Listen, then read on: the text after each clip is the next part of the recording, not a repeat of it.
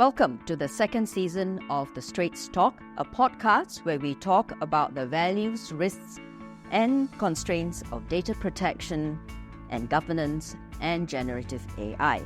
With me, 𝘕𝘩𝘕𝘠, founder and CEO of Straits Interactive, and 𝘕𝘩𝘅𝘠, co-founder of Straits Interactive. I am Grace Cheung, a tech writer. Today, we're going to talk about ethics and governance. You know, during the Singapore budget debate in Parliament recently, they talked about putting aside $1 billion to boost AI in Singapore. Now, obviously, the MPs debated, and one of the issues they brought up was the hallucinations and all the negative bits of generative AI. And so they asked what were the ethics and governance guardrails that are going to be put in place. So as a start, why do we define what is ethics, AI ethics, and what is AI governance? Kevin? I think it's important that before we start, let's cover the definitions. You always hear the word governance, ethics, and also responsible AI. Right. Maybe what we should do is we should differentiate between responsible AI and AI ethics. Okay. Right? So you will see the word responsible AI everywhere. And when we talk about responsible AI, we're actually talking about utilizing the technology and taking into account the potential impact on society and the harmful outcomes, and which is what people are worried about. Yes. Yeah. Now, in the same breath, you also hear the word ethics or ethical AI. Now, when we talk about that, we talk about what is right and wrong. Right. We're talking about adherence to moral principles, right? Okay. So there are two different parts of it. Right. Of course, the two responsible and ethical AI coming together gives us a framework. Yeah. Now, when we talk about governance, we talk about how to govern the AI. Right. As you heard earlier on, is because the technologies we have today can potentially have harmful outcomes on society. Okay, so are there issues? What are the key issues when we talk about ethical AI and responsible AI? Yeah, I think in our classes, we are promoting this acronym of 3 A's and 3 I's, right? And we should be answering the 3 A's and 3 I's in terms of putting together an AI governance framework. So if I use that, I'd like to just share with everyone very, very quickly. The first A is autonomous. And that's what people freaks up on, the ability to act on its own. On its own, right. Yeah? And the second one, as you guys might be aware, is the whole concept of assurance. Yeah? So if you take a look at the assurance, let me give you guys an example in terms of how all of these can come together. And the third A is agency, right? So if you understand the impact of the 3 A's, I'd like to just give you guys an example. When we talk about autonomous, we see the lift going up and down. Yeah. There's an algorithm. It's able to act on its own. Right. When we talk about agency, we do know that someone, a service personnel, is actually helping to look at the autonomous part, so you don't have to worry. And the assurance that we'll be asking is who takes care of the safety, reliability, the liability, the trust of the system. And these are the questions that we are asking in today's AI. Yeah. From an assurance angle, we know that in the lift, there's a key. You can just unlock it immediately to stop the lift. Right. But in the real world, who holds the key? The digital key. Where does it reside? Yeah. Who's the agency? Is the agent operating on its own? Is it a developer? Is it a deployer that deploys the system? So that's very quickly the 3 A's. Right. Yeah. We'll talk about the 3 I's later, but I'm sure... Alvin, would you like to just share with everyone why we should be looking at the agent part of it? Because we all freak out when the autonomous part, where the system is able to act on its own, and now the agent is such that the agent itself is actually AI. Yeah, I think previous episode we talked about what's coming in 2024, right? And I think Sam Altman just mentioned that their next phase of development is agents, right? And this is where the AI now has agency to act on its own task. And then eventually you see actually a coordinated swarm of agents So then that comes into the point, agency of the AI. How do you then manage that? So it's my agent and your agent, and they get together and decide, hey, I think Alvin and Grace will have lunch on this date. And then they just put it in our calendar. And where to eat. Right. That's right. So what is the good outcome? I mean, good outcome is that there is convenience. But what are some of the other outcomes that we should be thinking about? I think when you have these embedded agents, just like we have in the car, so many autonomous parts running, right? If you don't have a proper way of making sure these things are safe, it's very hard, right? Because there's a cascading effect, right?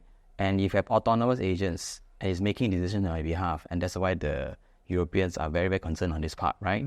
It mustn't be a black box, because once you have agents, it's actually deployable on a very large scale, because you can use this agent because we will sell it on marketplace and stuff like that. And then you have a coordinated army of agents. Now these agents everywhere, So how do you undo the harm if actually one actually has some type of rogue code, or maybe something that's not done well, or decision making is not clear, right? So the impact can be manifold, because it actually could be embedded or can be reused by many, many folks or in a chain of systems. So who should be controlling the agents? So let's take Storm, we just talked about. So everyone freaks out because of the first A, autonomous, the ability to act on its own. The second part we worry is the agency. And in this case, Alvin brought up the fact that it can operate on its own, but today the reality is the developer, is the deployer. Right. And later we'll be talking about all of the guardrails, the EU AI Act. They're all there to make sure that the agency has got controls and limits. That's the part. And it leads us to the third A, is who then provides the assurance, because we want the system to be safe, as I said, secure, trustworthy, and there's also liability, there's ethics and policy. So it's autonomous and there's agencies, so there's assurance. The machine can take over on their own without human intervention, but really, if you want the positive outcomes, there must be some kind of guardrail. So what is the guardrail? Okay, so before we do that, we need to look at it from three perspectives that's linked to agency, right? The first one is the developer, because he's the one that develops the agent, so he's accountable, right? The provider, the system. And the other one is the deployer, because many companies are going to be deploying the AI. The one is the user, right? So if you understand the three perspectives, then you can then proceed to put in the guardrails. And that's where the whole world is actually coming together, right? Coming up with AI ethical frameworks, right? Responsible AI principles. And maybe this is a good time for me now to bring in the three I's, right? So the first I, as you are seeing, is the indicators. So if we're going to look at assurance, knowing that we can trust the system, we can trust systems in terms of our personal data, then what are the indicators? How do we know it's working well? How do we know it's sustainable, right? How do we know it's safe?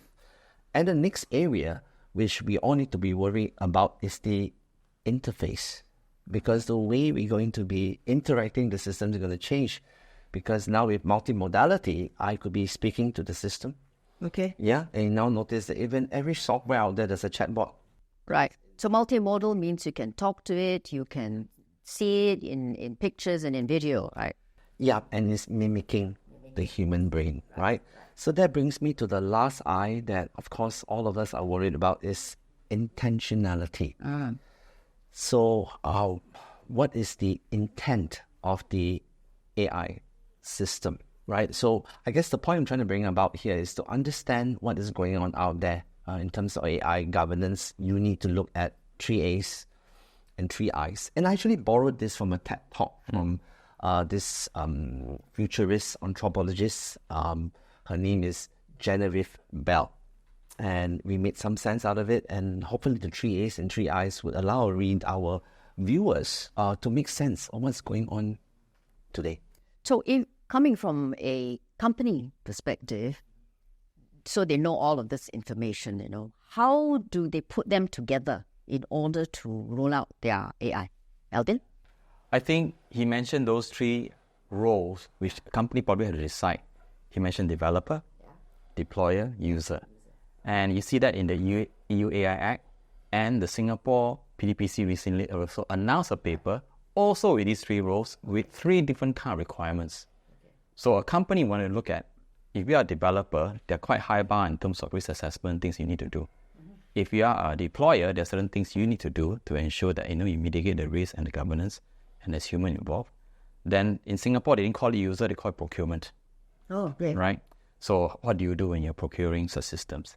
So you can see the government already has stipulated different bars or different levels of things you need to be looking at, whether you are developing AI systems, you're deploying them, or you're procuring them, right? So I would say first, look at the guidelines, right? And depending on your role, that's why the developer one has high bar, because you are actually developing from ground up. It shouldn't be a black box. There are certain things you need to declare, transparency, and some of the principles we mentioned in the previous podcast. And then, because you're going to be deploying as a base model for many people to use, hence your impact is manifold versus a person who's procuring itself. Right? So I would say do from that level, and we will be deep diving more into this in future episodes, right? What are the guidelines to look at? But that's something that management need to know. I think the good news is that late last year, a new ISO standard was actually introduced. It's called the ISO 42001. Basically, it's a comprehensive framework for establishing and maintaining an AI management system, right? Which organizations can now put in place. It's like a best practice. It's a best practice, just like your ISO 27001 for InfoSec. Now there's one for AI. So companies can potentially adopt that ISO standard. Right. So thank you, Kevin and Alvin. So in this episode, we discussed the key issues of ethical AI and responsible AI. So let's go over what we have just spoken. So we talked about the 3 A's and the 3 I's. So first, autonomous, everything works on its own. Agency, where you have that software that can tell the machine to do what it wants to do. And then there's assurance, is meaning that what are the metrics we need to measure that this is doing what I want to do. So the metrics is the indicators, right? And then the interface, which is ever-changing because the technology will change. So we need to know what is the interface that's being used. And then most importantly for companies, they must know what is the outcome, the intentionality of that application. Thank you, and stay tuned for the next episode of Straits Talk.